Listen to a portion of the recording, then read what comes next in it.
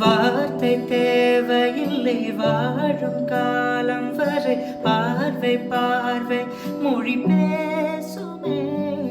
நேற்று தேவையில்லை நாளை தேவையில்லை இன்று இந்த நொடி போதுமே. வேறின்றி விதையின்றி விண் தோவும் மழையின்றி இது என்ன இவன் தோட்டம் போட்டது.